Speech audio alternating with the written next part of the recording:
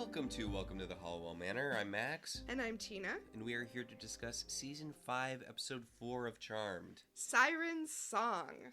Okay, I know this is going to sound weird given that we started with the two-part Phoebe's a Mermaid episode, but I think this is the first real dud of the season. I mean, yeah, so you have to understand that the continuum, right? It's like, oh, it's good. Oh, it's bad. Oh, it's so bad it's good, right? This isn't rocket science. Like, If you're listening to this podcast, you understand so bad it's good. Yeah. And this one unfortunately doesn't go all the way into so bad it's good. Like, again, I'm looking forward to the later stuff, which we're starting to get into because of stuff like a student at magic school summons the historical Lady Godiva and therefore destroys feminism. I mean, I was gonna say, don't worry, next week they're superheroes. Yes. I think it's interesting that they started with Mermaid's Tale, and then they go to Siren Song, and sirens are, a water-type creature, but they do not address that at all. In fact, this siren's backstory is really a harpy's backstory. It is not a siren's backstory. This is a woman who was spurned by love, and then died by fire. Like, she's a fire creature, not a water creature. Which, bizarre. Right, and then she kills men and women with fire. She seduces husbands and then burns them and their wives alive. And I want to point out this is also really similar to the backstory of the Wendigo from way back in the Wendigo. Oh yeah, it was. I just think it's weird that this isn't what a siren is at all. A siren is a water creature who sits on the rocks and sings a song that lures sailors to their death. Like, it's a very established thing. Also, I know they already did banshees, but you'd think a siren would kill sonically. There is, no musical thing. Why even call it a siren? Why not just make up a word? Why not just have her be... I guess they already had the, creature Prue had to turn into a man to find... Oh, also, wasn't that also her deal? I want to say succubus, except I don't think they used that. But you could have just gone with succubus. Brad Kern does not. Fire would have worked for succubus, even. You see, this is what happens when you get rid of Constance M. Burge, right? Brad Kern doesn't understand any way a woman could gain power other than she was spurned by a man. Women have no backstory other than spurned by a man. That's why Phoebe's backstory with Cole is so weird, right?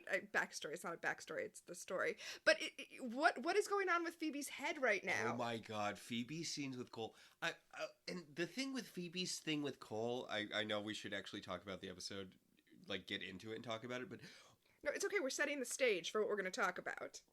What is the deal with Phoebe's thing with Cole?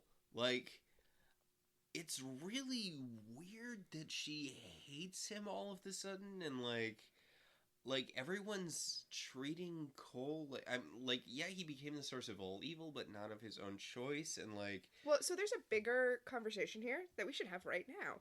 Okay. Which is going to come up a lot more because I just remember it infusing the later seasons. And as somebody who has dealt with a lot of evangelicals, as a Catholic who's been preached to by evangelicals. Well, yeah, because Catholicism is a secret religion that actually worships the sun god. No. You into thinking... That's not what I'm talking about. I'm talking about grace and works. Okay? Morality here seems to be completely detached from works. Magic is evil magic or it's good magic, unrelated to what you do with it. So Cole's magic is evil magic. So if he uses that to save 1 million people, it doesn't matter because it's evil. So it's adding to the evil in the world. The morality is not based on consequences or actions. It's solely based on some innate nature. He does exactly what Leo was supposed to do, and it's evil, even though it would have been the height of good if Leo had done it. So Cole can do 1 million good deeds, and it's still evil. So Phoebe's like, oh, no, you using this magic is evil. That doesn't make sense from a modern moral standpoint. And it's the same thing, right? In religion, you have this idea of grace, right? You're only saved if you accept Jesus Christ as your savior. That's the evangelical idea. No matter how many good deeds you do, That's why the chick tracks always have, like, the very evil guy who has the deathbed conversion and goes to heaven, and then the very good guy who never accepts Jesus and goes to hell. Or accepts Jesus wrong. I've read a lot. I used to collect Jack Chick tracks. They back when I lived in Boston, the people hand them out and start to avoid me because I'd show up. But that was always a thing. There were people who believed in Jesus but did it wrong. Yes. And I just, why would you want a God who worked that way? And why do you want a morality that works this way, which is apparently how it works in Charmed? It's the same thing we're going to get later. We're going to get, witches choose if they're good or evil within the first 24 hours. And then... That was the thing with Paige. Yeah, it was with Paige, yeah. And we'll see it again with, when we get Wyatt and... I don't know why for a second I didn't want to spoil Wyatt and Chris existing, but yeah, it's like you get locked into good or evil. Except they're worried about... Okay, so Wyatt has his powers in the womb. So did he choose good or evil in the first 24 hours of that activating? Obviously not, since, well, you know what happens. And then there's the Wickening, which is supposed to stop you from becoming evil, but it doesn't matter because they're worried about Wyatt becoming evil anyway because of outside influence. The morality, in addition to the morality that I'm talking about being bad, it's also very confused. Yeah. But so... I'd mention Chris more, except I feel like they completely forget about Chris after he's not an adult in the show anymore. Yeah, they kind of do. Like, we've been watching the last season, and they mentioned, like, Wyatt's the focal point of a lot of characters. Chris barely shows up. Well, I mean, that's just more evidence for my theory that they did not intend for Chris to be Chris when they introduced him. That was a decision they made later after the fact. You mean when Holly Marie Combs became pregnant and they had to write it into the show? Yes. I mean, they still didn't have to write that way, but yes. So yes, that is why Phoebe's thing with Cole is so weird. Even though he is doing good, he's trying to do... it's funny, we've talked about how much this show steals from Buffy. Here he's trying to be Angel, right? He's trying to get redemption by doing all of these good deeds. And Phoebe is telling him it doesn't matter. He's doing good deeds with evil magic. Therefore, they're evil. They do not count on the good side of his ledger. I want to know what flipped here, though. I mean, obviously, it's probably just inconsistent writing. You mean she didn't care how evil he was before when they were boning? Yeah, well, yeah. They were affianced. They were affianced when he was a demon. Like, he was using his evil powers to help them fight other demons. She's totally cool with it. He loses his powers, becomes vulnerable to being possessed by the source of all evil, gets possessed by the source of all evil, and then when he tries to do the same thing he was doing before, suddenly now it's bad. Like, I would understand it if he became the source of all evil because of his evil powers. We talked about this back then. If we had seen that he was trying to do good, but because of, like, his demonic nature, it ended up with him doing things like killing a bunch of mortals because that was the expedient way to save the innocent, that would be a good story. Yeah, but that's not the story we got. Or hell, even if he had become the source of all evil explicitly to protect Phoebe. Yes. If it had been a choice that he made that was rooted in his amorality due to being raised demonically. Although that was also Darth Vader's backstory in the prequels, and it wasn't good then, but... No! I mean, I get why... Well... I'm sorry, there's a bit in one of Joe Keenan's books where a very amoral character is talking about her tragic backstory, and he mentions how bizarre it is, like, if Darth Vader had a monologue about his mother putting him in a space bassinet and then shoving him off into a space orphanage, and I'm like, right, most people aren't nerds. Also, I'm sure this predated. No, that's why it's so weird. This book was written in the 80s, and he's like, Moira having a tragic backstory is so weird. It's like finding out that Darth Vader had a tragic backstory, and it's like, oh, Joe Keenan, just you wait. Just you wait. I 10,000% do not believe Joe Keenan has seen a Star Wars movie after the 80s. Well, that's probably true. He's probably way too cool and hot for that. He's very hot. Or maybe he's just tall? I don't know. Is he hot or just tall? This is completely tangential to Charmed. Shocking. But that does remind me of a bit in one of the Quantum Leap novels. Where he has sex with his great-grandmother. No, not that one, a different one. In this one, he goes back into he leaps into a LARPer, and he's like sitting around with a bunch of LARPers, and they're talking about who should be cast as Lestat in a theoretical movie version of Interview with the Vampire. And he's like, oh man, they would be so mad if I told them the truth, which doesn't really work because I think Sam had started leaping before those movies came out, so he wouldn't know himself. Also, he's got like Swiss cheese memory, but somehow what's stuck in his mind is Tom Cruise's performance as Lestat. You know what? That makes sense. But well, I just found that funny. It's like how John in Farscape, how John had massive parts of his brain removed to try to get rid of the whole Scorpius chip thing or something. I don't remember what the that was why. Was.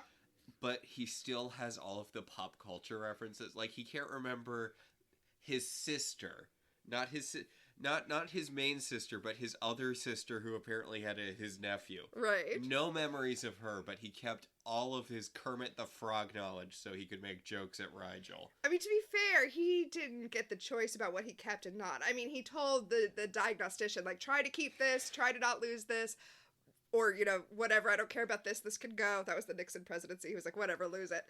But the chip was so, like, tentacled around his brain that he didn't have control over what he kept and what he lost. All right, let's actually get into this episode. We've been talking for 11 million years. We should actually start the episode. I think that's a good idea. So the episode starts with whatever the opposite version of a greatest hits album is of Phoebe and Cole's relationship. Phoebe is having nightmares about, you know, it starts off with all of the great moments of their love, including that one time he caught her foot when she tried to kick him in the face. She's having a recapful nightmare of all of the times in actuality that Cole has tried to kill her. Yeah, which, I mean, if that's going to stop you from dating someone... Actually, that's you know what? I'm taking that back. No, you should not date someone who has repeatedly tried to kill you. No, we defended Cole so much, but the thing is that Phoebe's problem with him isn't, you're a demon who was sent to kill me. Her problem with him is, you have since then killed a bunch of demons and taken on their powers. Yeah, it's weird that her main objection to Cole is that he's too powerful now. I guess I get why he doesn't do it, but, like, there's a solution to that. Like, power stripping potions would still theoretically work, right? Now, that would be an interesting story, right? Cole... Okay, I'm sorry, this episode's going to be so confused. I have to jump to the end right now. Okay. So, Cole, at the end, is seduced by the Siren, and because the Siren isn't able to kill him because he's a demon... he keeps, like, the seduction keeps going. It's kind of like the reverse of that episode of Buffy where they're possessed by the ghosts. Yeah, I only have eyes for you. Right. So, Cole is, you know, influenced by the Siren and tries to kill Phoebe as the Siren directs and is not himself killed by her powers because he's a demon. And Phoebe points out, if you were a human, you would have died. But because you're a demon, you became so much more dangerous than the Siren herself was. And I'm like... okay, Phoebe, that's...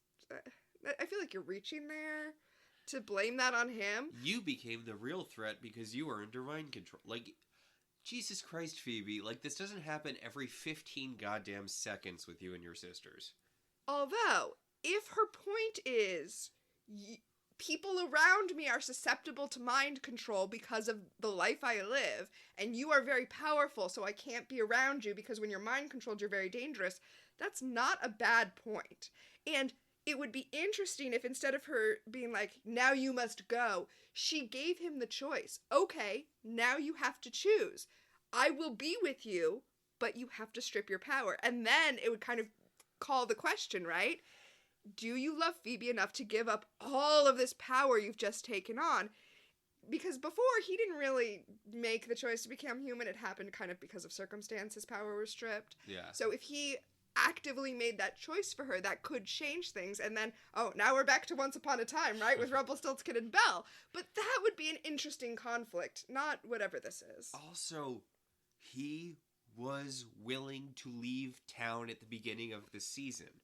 Like, the reason he did not leave is because Paige came and begged him to stay to save Phoebe. Okay, and then cast a spell on him that infused him with all of the love Phoebe had for him. Okay, it didn't infuse him with it. He was just able to sense how much she loved him.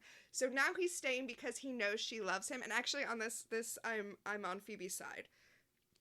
It doesn't matter that she loves him. Like, she's telling him to go. He should go.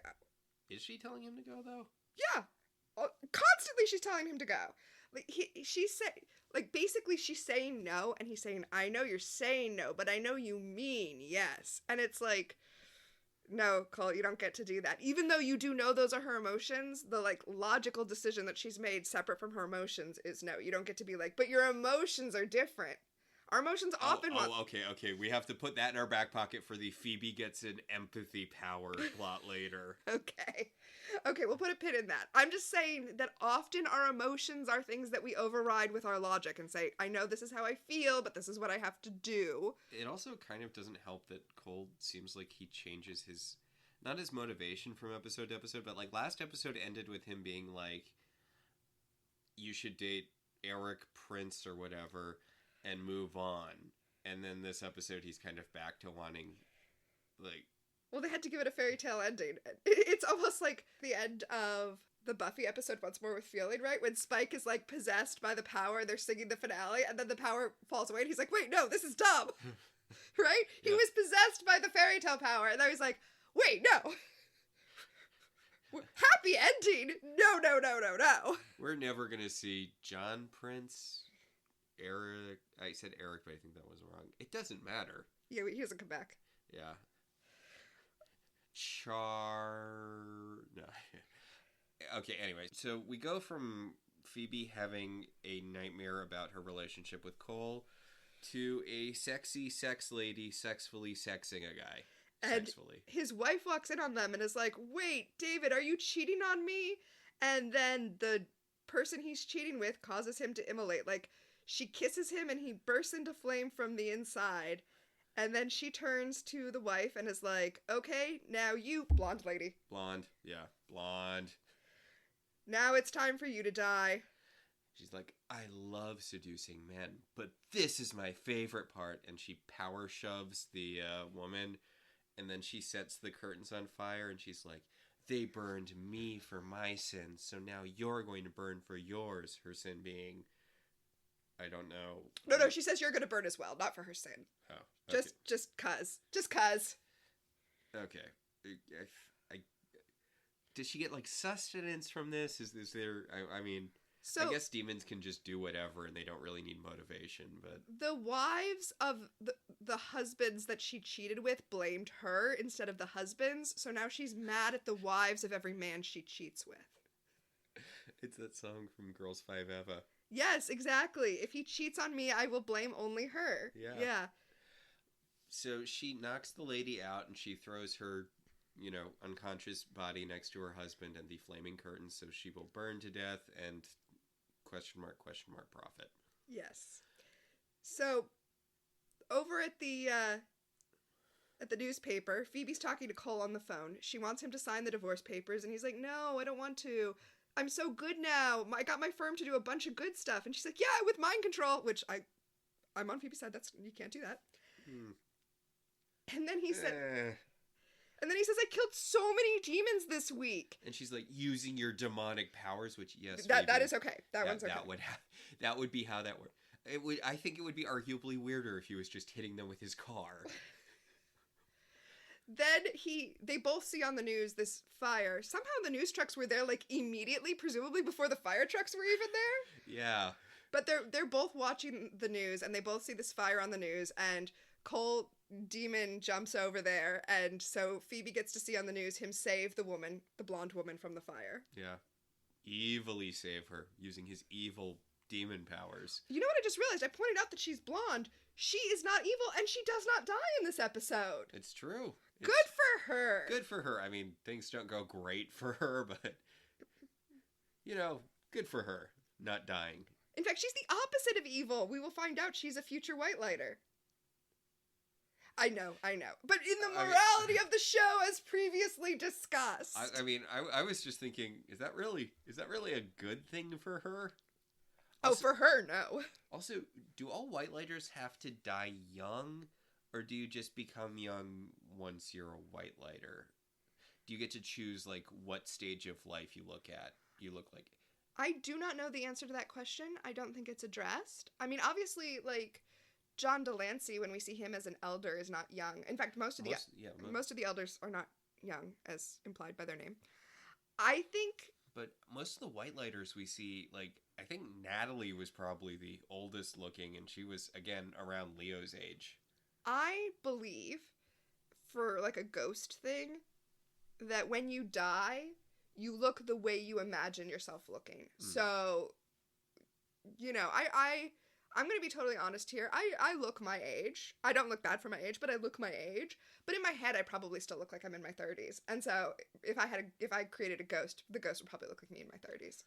Not to continually go back to Buffy, but that's a thing in Angel. Right, I was thinking the same thing. When Cordelia's ghost body looks basically exactly the same as her human body, and Skip is like, wow, you must have a really good self, like... Yeah, normally people... Look, because he sees her physical body, and she's like, oh, that's what you actually look like. That's... Yeah. He says that she has a really good sense of self, that she actually looks the way she looks. Yeah. Okay, we can't get into it because it's completely irrelevant to this episode, but it's a little weird that there's none of the whole immortality panic relationship thing with Piper and Leo, considering the fact that white lighters explicitly don't age. Like, you'd think that would be an issue in their marriage, but I don't really remember it ever coming up. I think Piper's still worried about dying young, so hasn't come up yet, which is a really dark answer, but I think that's where we are.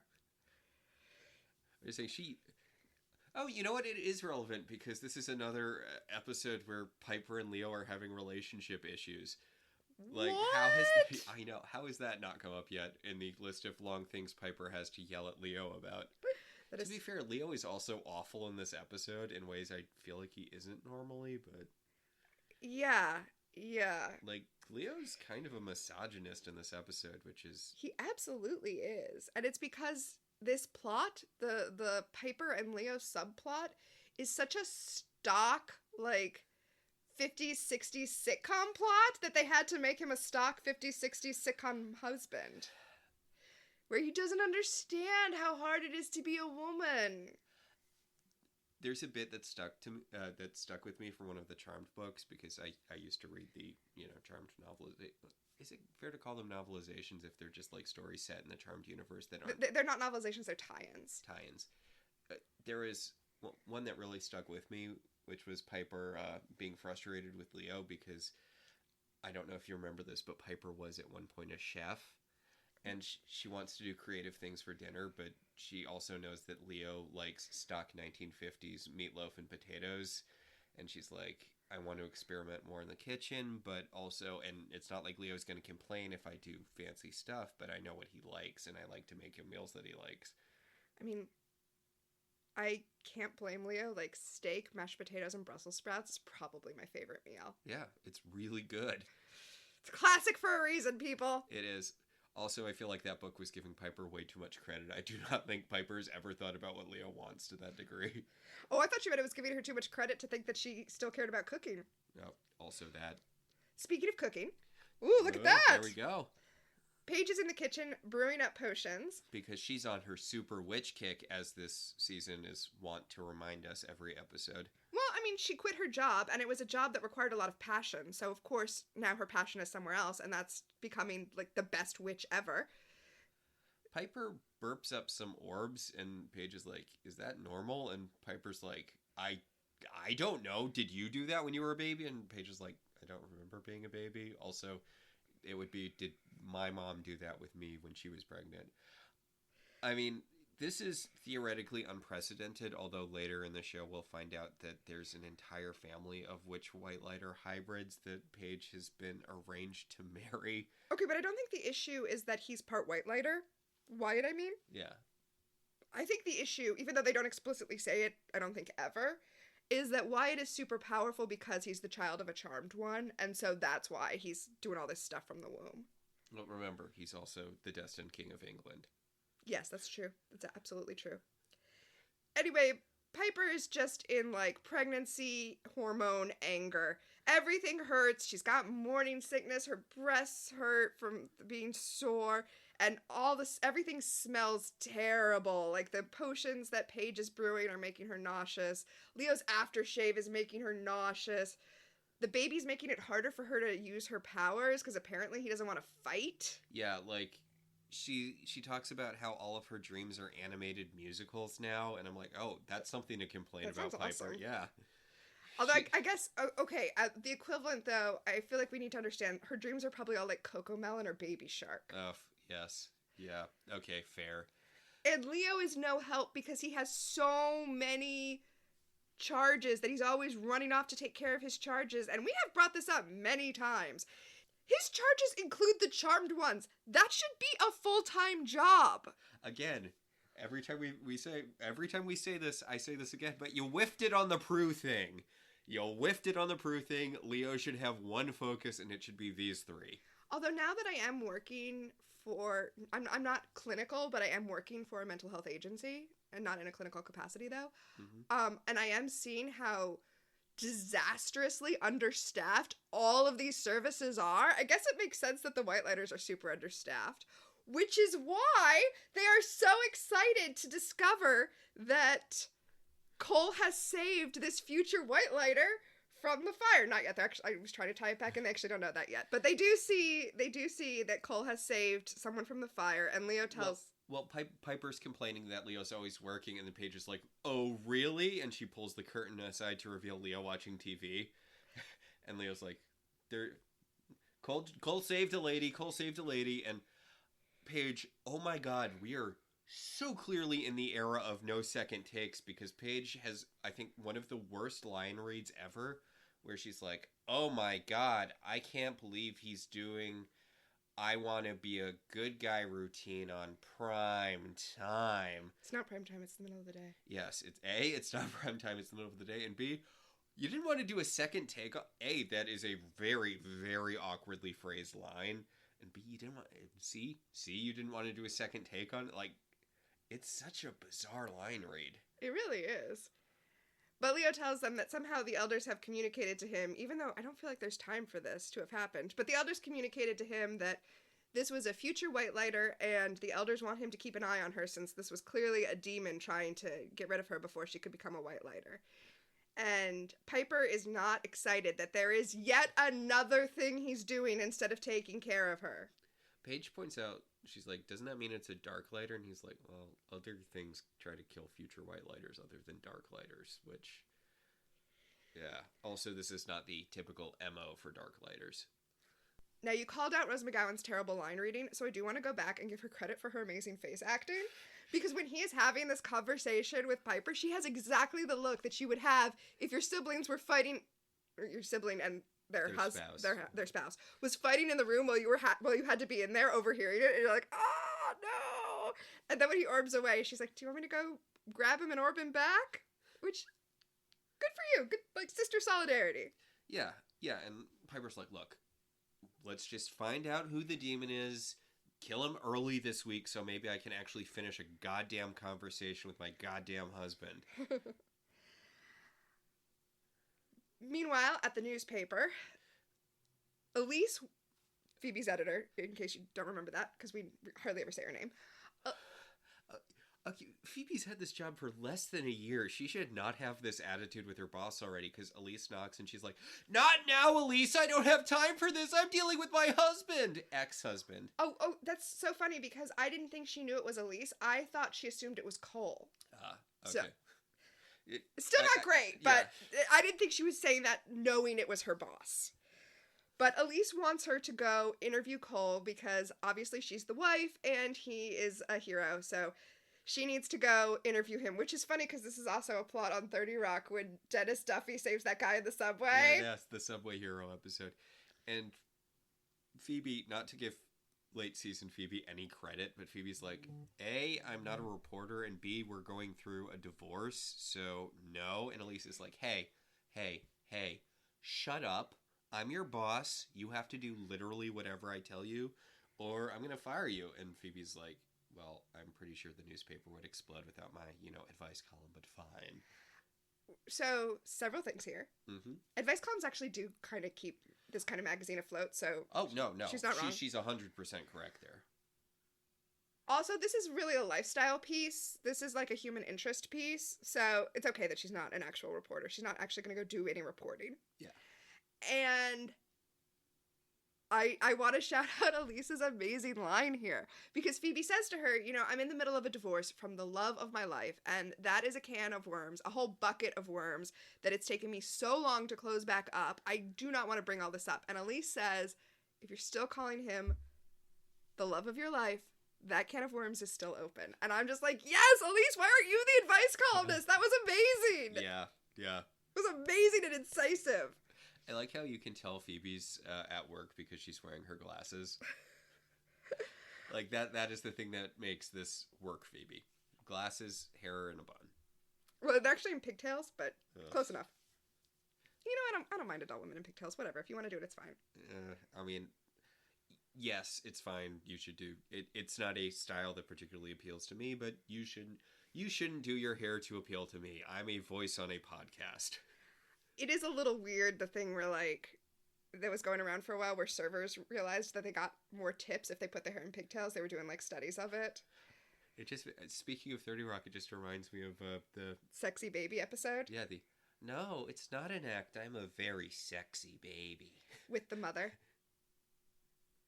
The woman who played Abby Grossman was Kristen Milotti, who is the mother on How I Met Your Mother. She's amazing. It is a shame she's not in more stuff. She's always fantastic.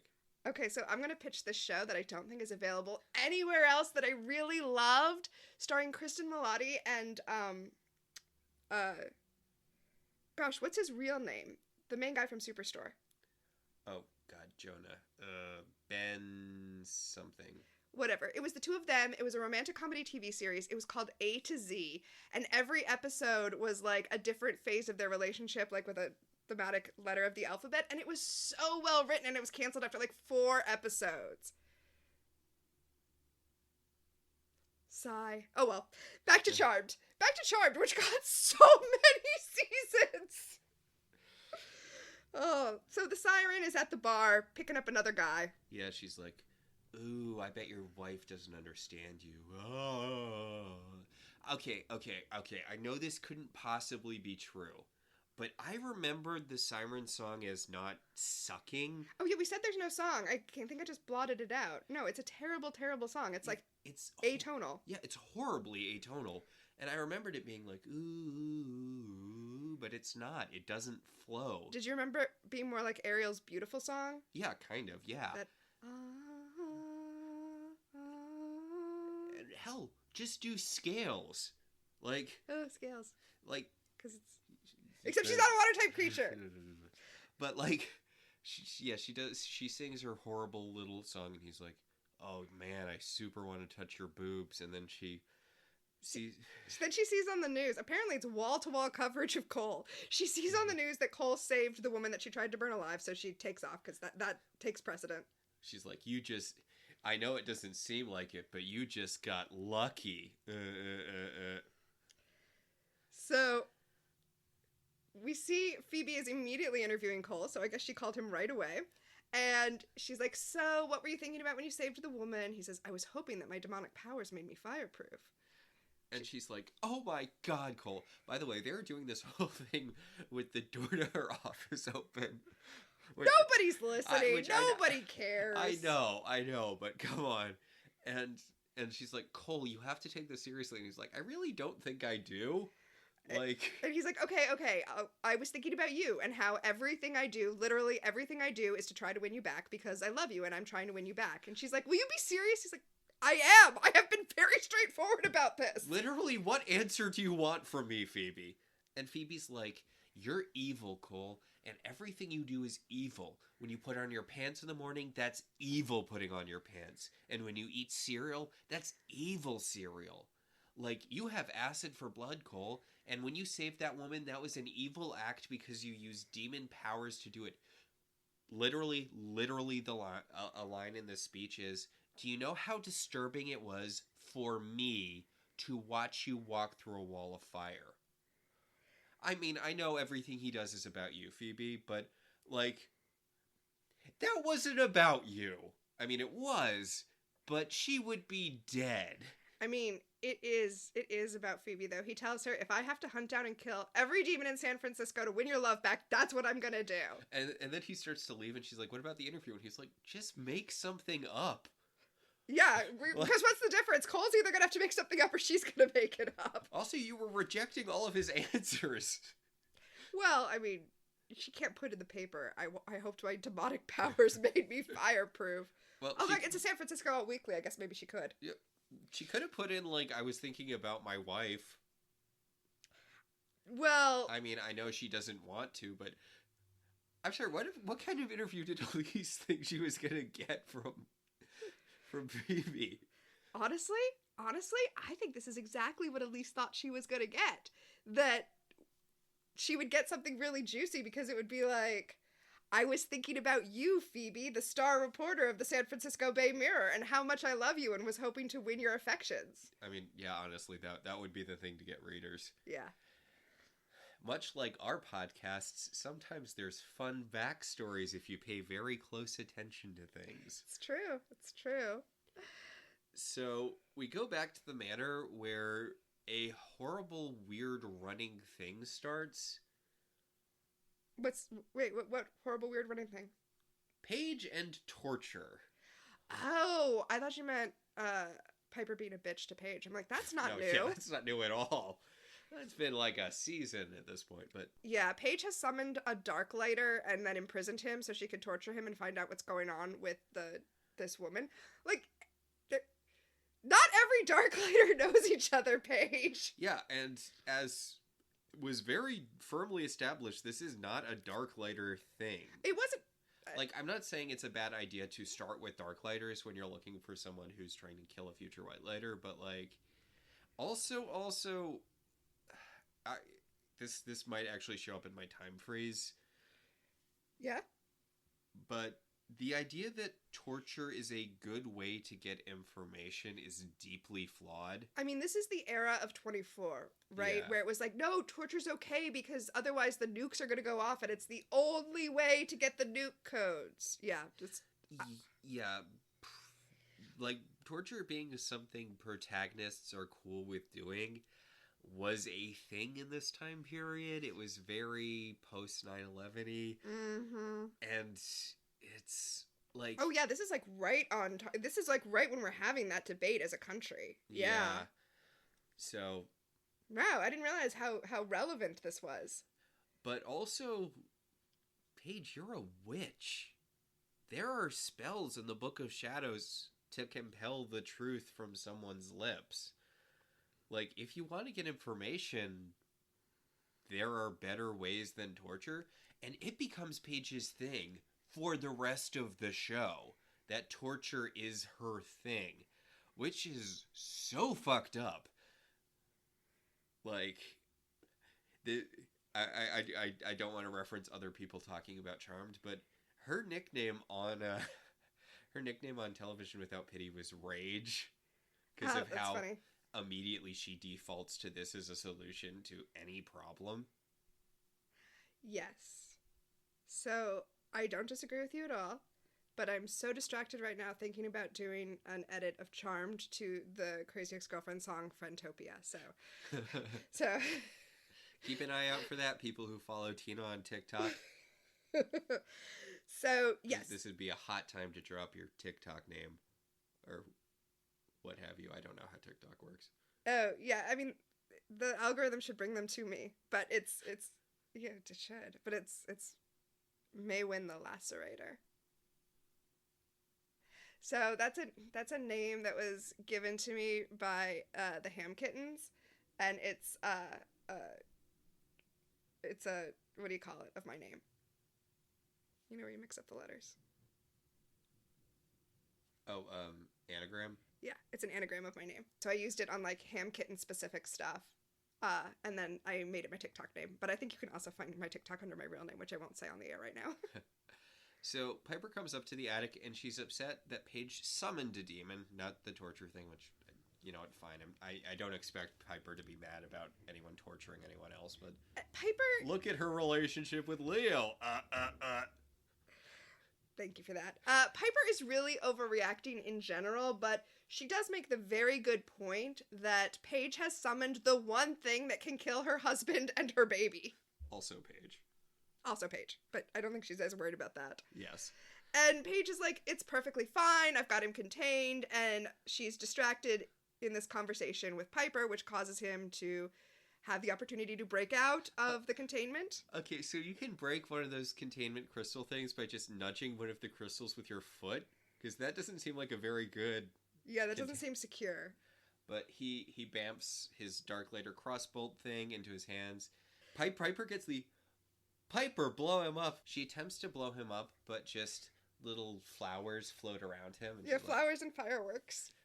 Paige orbs his crossbow away from him and uses that to kill him. Which I shouldn't think a Darklighter's bow should kill a Darklighter. Right? Like, isn't there like blood made out of the venom or whatever? Also, he doesn't do the thing where you get sicker and sicker and die, which is what happens when White Lighters get stuck with Darklighter bolts. Yeah, he just like actually explodes. Into Dorbs. Yeah. I like to think that he just Dorbed away very dramatically so they would leave him alone and not torture him again. Mm-hmm. But Paige is like, thanks, Piper. Now I have to summon a new Darklighter. And Piper's like, my powers aren't working. That's the more dramatic thing here. Right? That is very dramatic. She calls for Leo's help, and instead of orbing in, Leo calls her from the phone at the hospital where he's waiting for the blonde woman to wake up. Actually, he's waiting for her to be alone for a second so that he can go heal her. But yeah. She's like, are you kidding me right now? And he has his opportunity, so he hangs up on his wife, goes into the hospital room, and then the siren appears again. We zoom in on Leo's hand so that we see from the point of view of the siren that he wears a wedding ring. We'll point out, Leo, you're not technically speaking married. You're hand-fasted. I mean, he's married in the eyes of God, and as an angel, I think that's all he cares about. Yeah, it's just a thing that comes up later after Piper and Leo get divorced, where Piper's dating Fireman Greg, and he's like, so you're divorced? And she's like, well, technically I was never married, but... Which is weird, because Phoebe got legally married to Cole, apparently. She did. Okay, so... Weirdly talking about being Catholic again. Okay. So when I was doing my semester abroad in Rome, we talked about I did a semester studying canon law, Catholic law. Did you get to see the totem that they keep in the basement of the Vatican that powers all of the anti-vampire stuff? Yes. No, I made that up. I mean, it's a good plot hook. Yeah, right? But you said that like it's a thing they would know because it's a thing that they like reference in Buffy or something. But no, I made that up. I made up in my Buffy role-playing... When I ran a Buffy role-playing game, I made up that the reason crosses work and it's not based on faith is because there's a totem in the Vatican crypts that empowers all crosses to fight vampires. No. Also holy water. Yes. I did see the body of JP2 though. Oh. Yeah. But we talked, because when I was, speaking of time freeze, during this semester, that was when gay marriage was a big topic in America. Obviously, This is Italy, but it was a big topic in America. Actually, it wasn't Italy, it was Vatican City, which is its own country. Anyway, not to all these, like, parenthetical asides. I really appreciated the priest who was asked about it said, like, it's not my business. Like, the Catholic sacrament of matrimony is totally separate, as far as he was concerned, from the legal concept of marriage. Marriage is a thing that you do with the state that confers earthly rights upon, between spouses. Mm-hmm. Matrimony is a religious ceremony that, like, ties your souls, right? And also, this particular priest, he was amazing. He also was in favor of gay matrimony as well, and there's a whole thing in the Catholic Church where they're having trouble recruiting younger priests, and he like came out and told us that he believes that this is like, he said it's God, although I feel like it's more like natural consequences, but he said he feels like this is this is God's response to the terribly bigoted way the Catholic Church has been behaving. Well, I did not read, but there's an article that's been going around about how gays are killing the church, and it's like, no, it's the fact that, the church's policies have been driving people away. Yeah, and he called out not just the church's stance on homosexuality, but also the church's stance on women, and also... You saw that thing about that church that got disenchurched because they had, like, female preachers or whatever? Yeah. I mean, I want to go into canon law so much right now, but that is way too much of a diversion, when all I wanted to say was hand fasting is separate from the legal act of marriage, right? So they are hand fasted. That's good enough. Especially since there are no legal rights to confer upon Leo because he's not actually a human. We don't need to worry about a state law with Leo. Okay, they did have to worry about that with Cole, sort of, but, like, I think it's interesting that Phoebe felt the need to be legally married to Cole because they got married in the dark way or whatever, but, like, they set up an actual legal wedding. Well, remember, at the time that Cole and Phoebe got married, she believed he was human. I mean, yes. So all of that stuff would matter. Like, it doesn't matter to Leo. Leo doesn't need to be able to go to Piper's side if she's in the hospital. He'll just orb there. Yeah. So when she and Leo split, we should pay attention to, like, are they still hand-fasted? Are they legally married? Like, those are separate things. It makes sense that she's able to have sex with Fireman Dan. Greg? Whatever. It was neighbor Dan and Fireman Greg. Speaking of Piper and Leo's soul bond... We went off on such a tangent there. But we got back where we needed to be.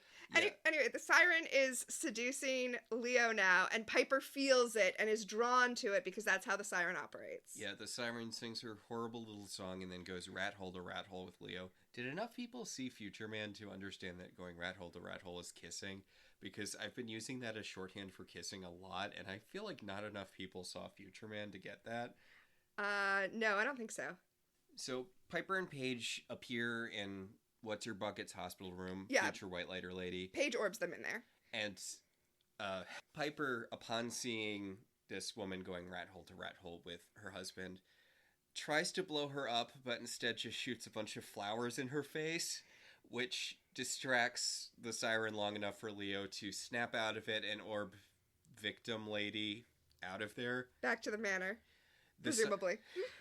The siren does one of her signature power shoves on Piper, power shoving her out the window. I kind of like this because we see Piper falling out the window, and we see Paige's orb effect. She, like, orbs and just essentially orbs her from mid-air to the ground so that she doesn't hit with full force. But not the ground. Paige doesn't go directly after her, though. Paige takes the time to stab the siren with an IV stand and then goes after Piper. Well, she had the IV stand in her hand already. She had Priorities, Paige. I mean, I guess Piper's invincible, but I wouldn't want to put that to the or self-healing. We don't know invincible yet. Yeah, no, you're right. That would be a pretty big test. Yeah. But yeah, Paige safely orbs Piper into a dumpster, so... She could have orbed her anywhere. She could have orbed her straight back to the manor. No, but she had they needed the trash to break her fall. I feel like this was just Paige being passive-aggressive because of how much of a bitch Piper was being earlier. So, Paige takes Piper back to the manor where Leo has Future White Lighter Lady, and Leo's like, how'd it go? And Piper's like, not great, I got shoved out a window, and Leo's like, oh, did the baby heal you? And she's like, hey, just because I have a baby that heals me now doesn't mean I don't need you when I call for you.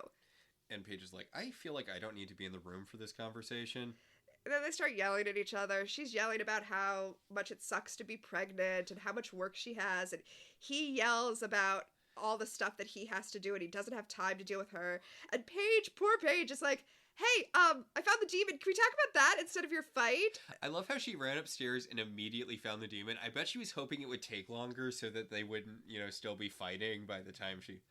But, This is where we get the demon's backstory. She was a woman. She seduced a married man.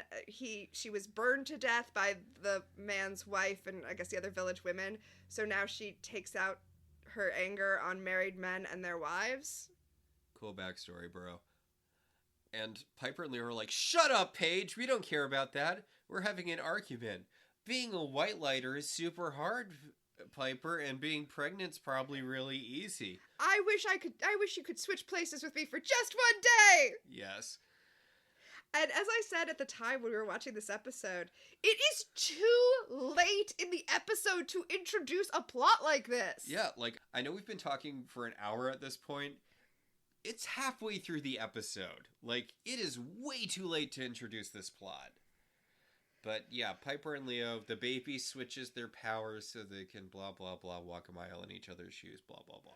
Okay, I do like that throughout this episode, Paige blah blahs it for you. Paige is like, okay, guys, stop trying to find a solution. Obviously, you just need to learn your lesson, and then the powers will switch back. You can't get around it. Just do it. Yeah, the woman wakes up, and Piper tries to freeze her, but she just orbs in place, and then Leo tries to freeze her, and... Leo tries to orb her back, I assume. Because he doesn't... Is that something he can do? I have no idea, but he doesn't realize yet that he has Piper's powers, because when he does that, he causes a little explosion, and Piper's like, hey, you have my power! You got chocolate in my peanut butter. The woman runs screaming out of the manor, and Phoebe just watches it happen. She does not try to stop her at all. And then she just walks through the door like, ugh, looks like it's gonna be one of those days. Shut up, Phoebe.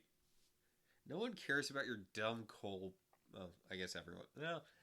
You know what? No, I'm sticking with no one cares about your dumb coal bullshit. The Siren, meanwhile, has visited a demonic healer to be healed. I should have checked. I feel like it's the same guy from earlier. I looked it up. It is. He's only in those 2 episodes, though. He's in the first time we saw him in this, and that's it. Weird. He's a demon doctor. I think this guy should have been a reoccurring character. He's cool. And I don't believe he's killed in this episode. So yeah, it would have made sense too, because he serves a good plot function here, which is to kind of get the exposition of this demon. The demon realizes that Leo's wife was a charmed one, and she's like, oh, now I'm going to destroy all the charmed ones. It's going to be awesome. And he's like, no, that's a terrible idea. That's a bad idea. But now we kind of get a little bit of exposition where she realizes that she has accidentally stumbled upon the charmed ones, but she's going to take her shot and destroy them. Yeah, I'm going to turn their men against them, and then there's no way the charmed ones will be able to fight off their men. They love them too much. She really doesn't know the charmed ones at all, does she? The guy points out, like, he doesn't say it verbatim, but, like, this lady doesn't even need a power of 3 spell. Right? Like, if Piper wasn't having dumb baby bullshit, this episode would be over right now. Also, what is your plan with Paige? Yeah, Paige doesn't have a boyfriend. Also, what's your plan with Leo? Like... What do you mean? We saw that she was starting to seduce Leo. Yeah, but White lighters aren't immune. They really should be, but they're not. Yeah, but it's weird that her thing is about turning the charmed ones' husbands against them, because she doesn't know that she can mind control them if they don't die. I think she does. Or does she think that her weird thing where, like, the women are overcome with grief when they see their dead husbands and therefore don't leave the burning room? I think she know. I don't know. I don't know what she thinks. Also, I don't think Leo would have died, but, like, I don't know. I feel like her gimmick is too, I was going to say complicated, convoluted, and, like... I think it's the opposite. It's poorly thought out. She kills men with her, like, fire kiss, and then she sets the room on fire, and then she knocks out the women and puts them next to the men. Yeah. Okay, but why? So that the women burn to death the way she burned to death. Yeah, but, like, why not just set them on, like, it seems weird that she has this whole thing that she has to do. You could just knock them out and set them both on fire. Or you could just set them on fire. If you can cause things to burst into flames, why do the other stuff? Well, she can cause the men to burn from inside. Yeah, why not kiss the women too? Oh. No, not. That's a bridge too far. Anyway, back at the manor, Piper and Leo are finding out how annoying it is to deal with the things the others deal with. Leo has all of Piper's pregnancy symptoms, and Piper can hear all of his charges screaming at him in her head. And then Cole shows up, and I'm so kind of team Cole, because he knocks on the door because they yelled at him about not knocking, but he doesn't knock on the door. He projects knocking into their minds. And then he orbs in. And he orbs in, too. It's not the shimmer. He comes in with an orb. Because I guess he ate a demon who orbs. Well, it's not orbing exactly. He doesn't shimmer, but it's a different, lighter teleport. Yeah. Like, it's not specifically the, like, blue orbing thing, but it is a, look at me, I'm a good guy teleport. And everyone yells at Cole. He's like...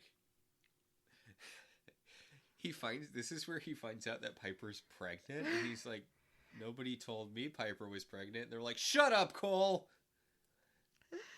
And he's like, I'm here to help if you need my help. And they're like, go away, Cole. We don't need your help. We can handle this situation. So, Piper has zoomed in on a charge that needs protecting. So Leo's gonna go take off, but Evie's like, no, it's gotta be Piper. She has your power now. She points out, like Paige said earlier, look, we've all been through this before. The only way that, we'll get through this is if you learn your lesson, so don't fight it. Just try to do each other's roles, understand each other, blah, blah, blah. Piper's not completely comfortable orbing yet, so Paige orbs her to where she senses the White Lighter, the future White Lighter. Witch, possibly. No, they say she's a future White Lighter. Oh, sorry. I'm sorry. I was confusing it with the thing later in the episode where she helps that French lady with the chicken thing. Right. So she orbs to where the future White Lighter is, and she's just standing in her burned out apartment being like, oh no, it's so bad. And she runs off because she's freaked out by everything that's happened. Don't blame her. And Piper's like, hey Paige, you're going to be a future White Lighter. Another one of my charges is calling me, so you handle this. And Paige is like, how is this suddenly my plot? Like, wasn't she... I guess she wasn't Leo's charge, but like... Well, the Elder, she's at least temporarily in Leo's care. The Elders put him in charge. So again, should be something Piper is dealing with, but Piper foisted off on Paige because as a half White Lighter, she will have to do White Lighter stuff in the future, which I know we've talked about this before, but how bullshit is it that Paige has to have charges? Also, you don't get to choose whether or not you're going to be a White Lighter? Nope. Apparently not. Ugh. So, but the reason Piper sends Paige off is because she's getting a call from another one of Leo's charges, so she orbs over to a woman who is in trouble and is speaking French, which apparently Piper can now speak because that's how it works. And we knew that was how it works from a previous episode. But... Yeah, the one with Natalie that established that White Lighters speak whatever language their charges speak. This has been an established thing before. But she orbs back after helping the French lady with the chicken, and she's like, Leo, why the fuck didn't you tell me you could speak French? And he's like, I did. Also, why are you angry about that? Right? Well, this has been going on. Leo's been just complaining about all the pregnancy symptoms and trying to master Piper's powers and just blowing shit up. And he's like, oh, you don't understand how vulnerable I feel. I'm totally experiencing all these pregnancy symptoms and I don't have my powers working right. And, yeah. And he's trying to write a vanquishing spell for the Siren, which they do not end up using. Right? He's like, wait, I have to rhyme now? It's, dude, you don't. Have you seen the spells they write? It's fine. Whatever. Yeah, Phoebe's critiquing him because he uses this spell, we hearken, like he uses the phrase, we hearken ye, and she's like, we hearken ye? And I'm like, okay, do you want us to dig up the receipts on some of your spells, Phoebe? Also, you don't have to rhyme because Paige just did haikus. Yeah. You could theoretically do blank verse. Whatever. Doesn't matter. The point is... They don't even use the vanquishing spell. It mega doesn't matter. The point is they learn each other's pain, or they're in the process of learning each other's pain, and he wants Piper to help him out, but she can't because she's getting calls for more charges. So Cole goes to murder the shit out of the Siren, but she does her little song thing and seduces him. Who he finds, by the way, by going to the healer. Like, Cole immediately knew what would happen. But no, he's totally under her sway now. He's under her spell. Yes, that's what's happening. I think that part of... You know what? Just little Monday morning quarterbacking.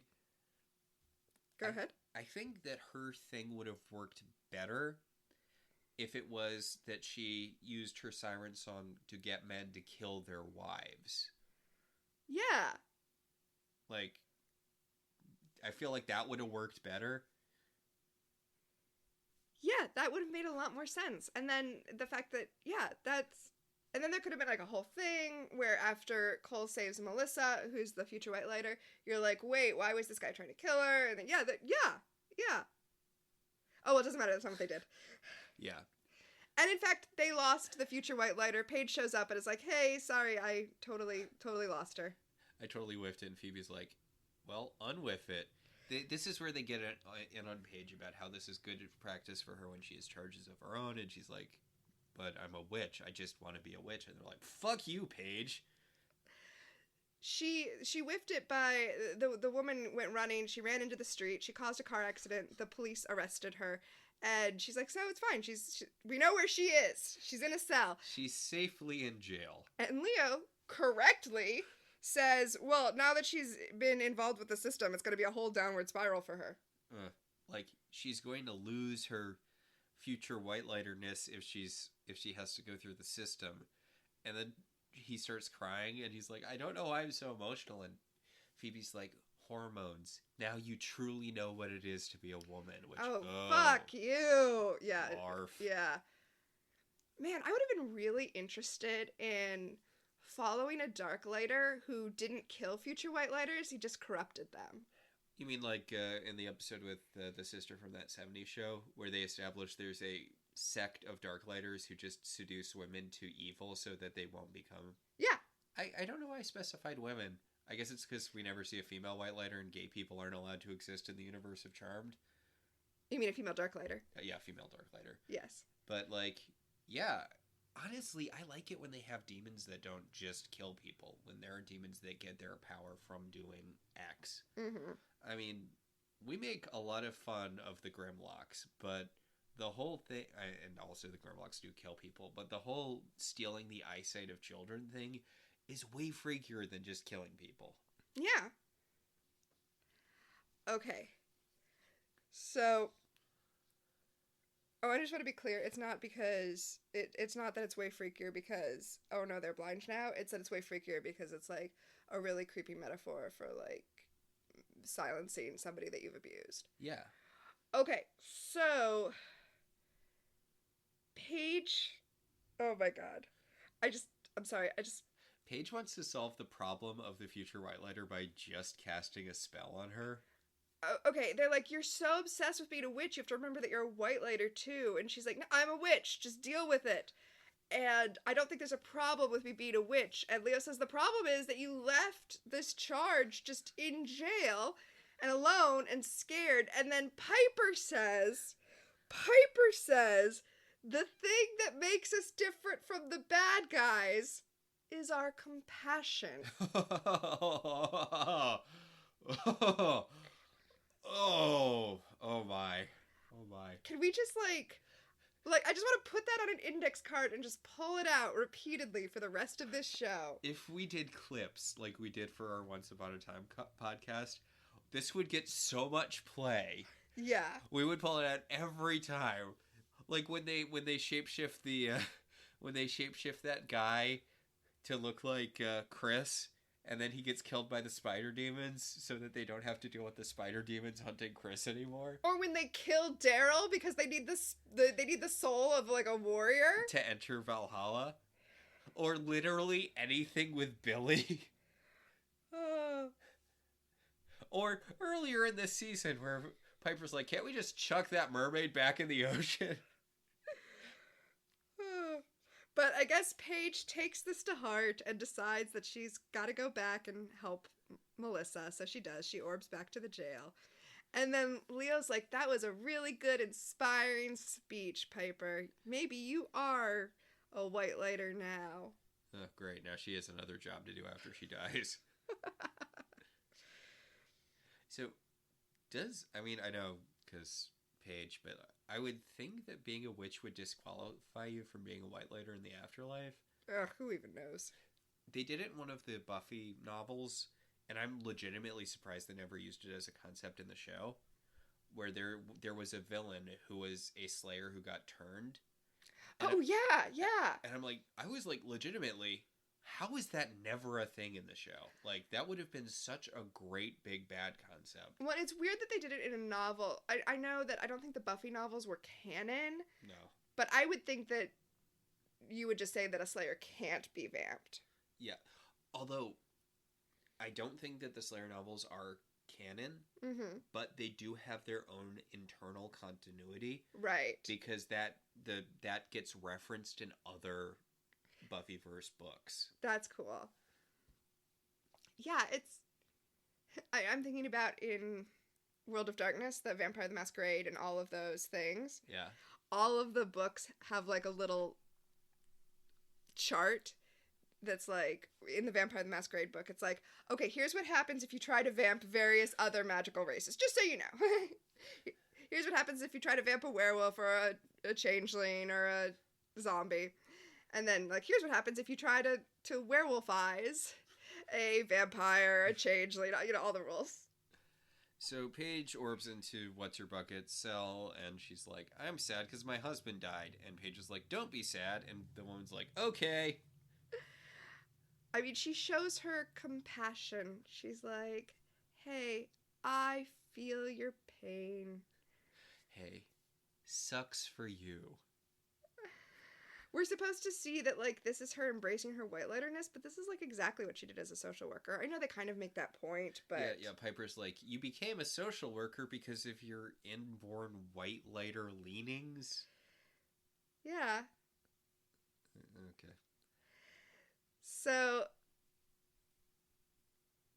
Phoebe has disappeared, and they need to find her. The reason she disappeared is because she was summoned to where Cole is. That's how the siren works. And Piper's trying to locate her, and Leo's, like, trying to instruct her on how to locate her. You know what this really made me think of? What? When Pilot's explaining to Aaron how he does the multitasking, he's like, in Farscape, our other podcast, he's like, you know, picture each task is like a jewel, and you're gonna thread them all on a thread. And I don't know, it was so cool there. And here, Leo's like, just concentrate! God, Piper, why can't you just concentrate? So...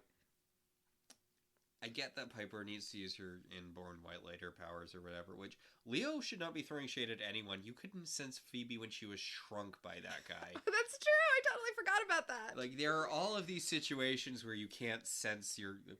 But if Piper is having trouble with this, just scry. Oh yeah, it's like she forgot she's a witch just because she has some white-lighter powers. Although, I guess Leo would be the one scrying. Although, can white-lighters scry? I feel like we've seen white-lighters scry. I don't think we ever have. I don't think white-lighters can scry. I mean, we saw that woman who was hunting Cole because Cole killed her fiancé scry, and she wasn't even a witch. So... Well, yeah. Which, why not? It would have made it so... It would have streamlined... Piper decides that she's just going to go to Cole's apartment because that's probably where Phoebe is, and she orbs him there. And Leo's like, you can't just orb all over the place looking for her. You have to focus and figure out where she is. Yeah, just clear your mind, and the rest will follow. Yep.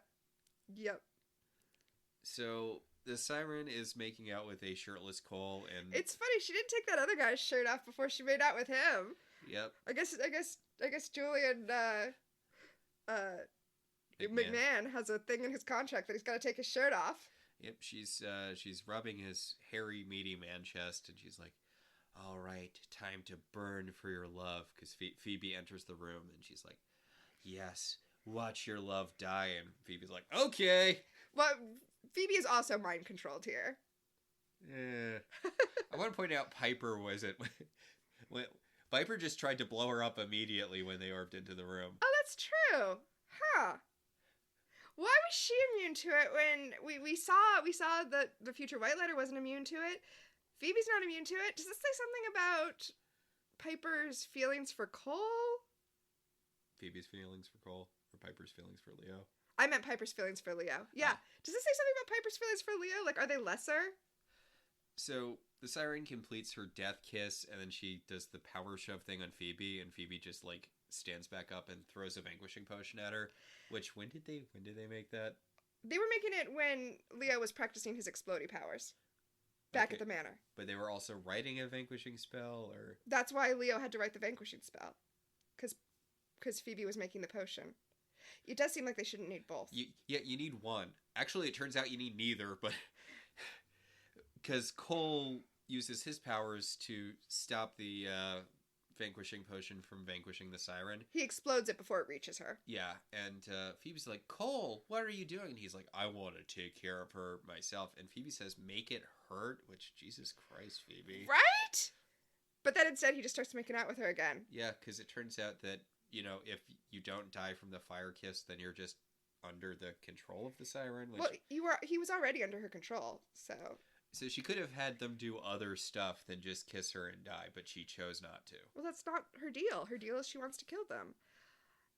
I'm confused that she didn't know that Cole was a demon. She's so surprised that he's not dead. You saw him walk through the fire. She did zero research. Also, he was very recently the source of all evil.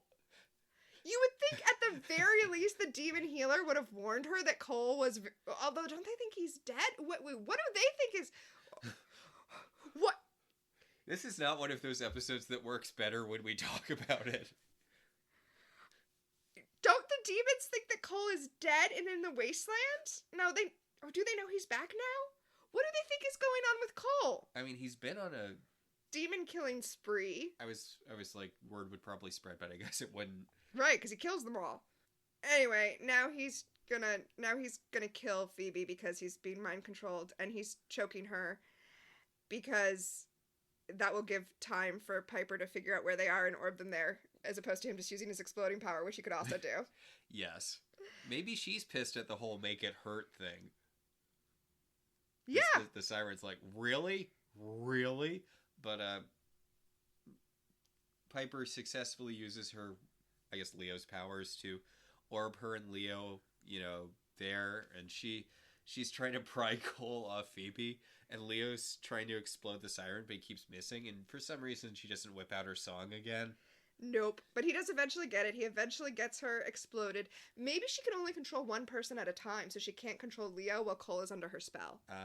Yeah, probably. But, did not need the vanquishing potion, did not need the spell, Leo just blew her up. Again, if Piper's powers weren't on the fritz... Yeah, if Wyatt wasn't being a pain in the ass, then she would have... this episode would have been over so fast. Yeah. So, Cole snaps out of it immediately after the siren kerplodes, and he's like, whoops, my bad, and teleports out, and Phoebe's dead or dying or whatever, and Leo's like, Piper, you have to use my powers. You have to focus on using my powers. And Piper's like, yeah, I've used your powers before. This isn't the first time we've switched powers. Yeah. I used them to save you from Darklighter Venom. That's when I found out you were a White Lighter, remember? But she does heal Phoebe. And oof. Him attacking her with choking, that's such a visceral thing. Yeah. We talked a lot in our Once Upon a Time podcast about the difference between fantasy violence and real world violence, and how, for example, Regina throwing a fireball at whoever was, less of a visceral, it hits a different part of your brain than, for example, Emma trying to strangle her at the end of season 1. It feels different when someone's just throwing CGI at someone else as opposed to, strangling them. Well, strangling is such an intimate form of violence. It's, yeah. And also, it's incredibly dangerous / effective. Phoebe was briefly unconscious. If there wasn't magical healing, and also if this wasn't television, there's serious damage that was done to her. Yes. So we go back to the manor. Everyone's decompressing. Piper and Leo high-five and their powers switch back. And Piper has her explosion power back. Yeah. Wyatt has decided that it turns out violence is good, actually. Yes. Thank you for teaching me to kill. A lot of Farscape references this. Yes. So, yeah, that's resolved. At Phoebe's office, she's sorting through her mail, which I guess makes sense. A lot of her job has to be sorting through mail. Yes. And Cole shows up. He's like, hey, so it turns out my powers are kind of scary, so I am coming through the door instead of shimmering over here. Phoebe says, thanks for the bouquet. I bet they don't get a lot of sorry I strangled you notes at the florist. And it's like... Again, talking about reality violence, like... Ugh. But... Okay. The thing is, the little speech Phoebe gives Cole, she kind of has a point, but also it's really weird. Like, because she's like, Cole, you became the bigger threat when you didn't die. A normal man would have died after the siren kissed him, and therefore not been a threat to me, Phoebe Halliwell, the important person here. Now, I said at the beginning that she had a point about anybody she's close to is going to get possessed, and he is very powerful, so it might make sense for her to say, for my safety, I can't be around you, because anyone I'm involved with is inevitably going to get possessed. Yeah. But now that we've gone through it, I'm realizing he wasn't using magic on her. He was just a physically more powerful being than her. Like, he was literally just strangling her. Yeah, like, if the siren didn't have the dumb kiss burn you to death thing, like... Dex could have been the one strangling her to pull a future love interest. Like, the only reason Cole was a threat was because he didn't die when guys normally died in the siren's weird, overcomplicated murder process. So it feels strange for her to be like, you put me in danger by not dying? Yeah, that's weird. So, yeah, that was... I didn't care for this episode, but God, talking about it made it that much worse. Yeah, I mean, it's an episode that had a lot of... Yeah, it's not an episode where we're watching it improved the themes of the episode.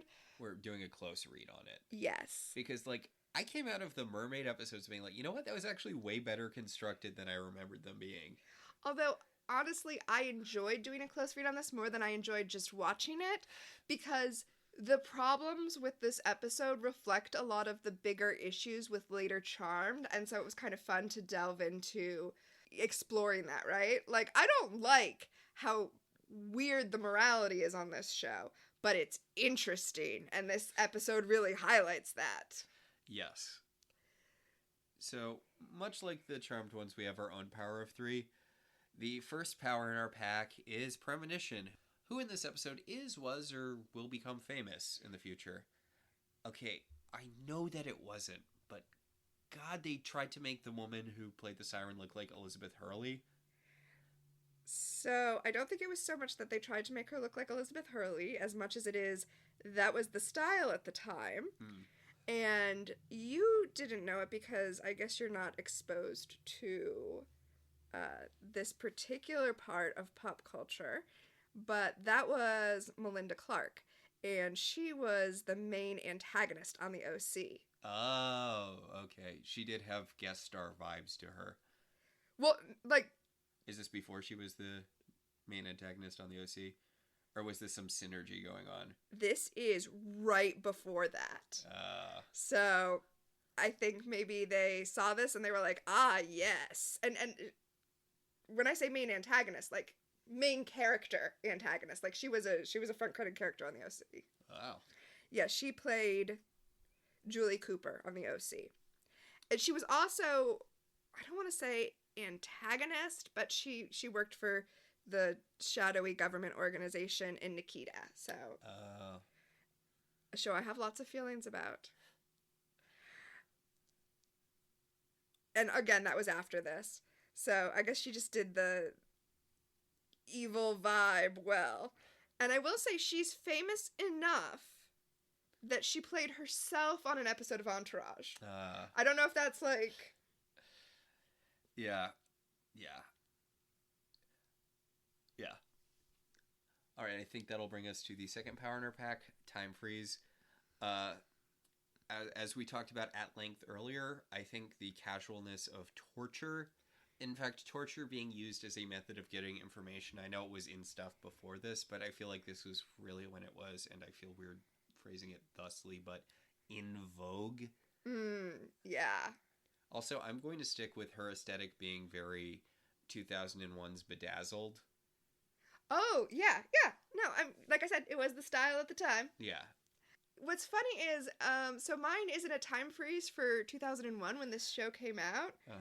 But it feels like a very old sitcom plot to be like, husband finds out how hard it is to be pregnant. Yeah, I thought, like, Leo, weren't most of your charges women? Like, I don't want to gender essentialize witchcraft, even though I feel like that was kind of a thing early in the show and in general. But like, have you never had to deal with a pregnant person before? Or like, also, like, you can't have basic empathy for your wife going through physical changes that you don't personally relate to. Also, he was a doctor. Yeah. But I guess he was a doctor during one of those long ago eras when women's complaints were dismissed. Thank God we're not there anymore. That's depressing. Yeah. Let's do our third power. The third power in our pack, telekinesis. What, if anything, genuinely moved you? Nothing. This was a real, as I've said multiple times, this was a clunker of an episode. Well, it did move me at the time, but talking about it, the very realistic violence of Cole strangling Phoebe kind of hit me. Yeah, you know what? That was an effective scene. Yeah. So I think that does it for this week. Yeah, I think that'll about do it. I believe next week we're going to cycle back to So Bad It's Good, because next time is the episode Witches in Tights. And the episode description on Peacock is, a boy whose drawings come to life turns the charmed ones into superheroes. All right. I remember this was when I was watching Charmed as the episodes were coming out. Like, I have memories of watching, sitting down on Sunday waiting to watch this. Yes. I was not. The show was already over when I started watching it, so I did not have that experience. So I think that does it for this week. Yes, I think that will about do it. Our show is partially listener supported. If you want to be one of the supporters, you should head over to our website, www.welcometotelevision.net, and click on our Patreon link. Our current $5 and above patrons are Beryl, Patricia, Rosa, Ryan, Maricruz, Benjamin, Kate, Jen, Dan, and Anthony. If you'd like to support the show in other ways, you could always rate and review us on Apple Podcasts. It helps other people find the show. If you want to talk about this episode, or any episode of any television show, you can tweet at us at ilovetvzines or email us at ilovetelevisionzines@gmail.com. So until next time, I'm Max. And I'm Tina. And this has been Welcome to the Halliwell Manor.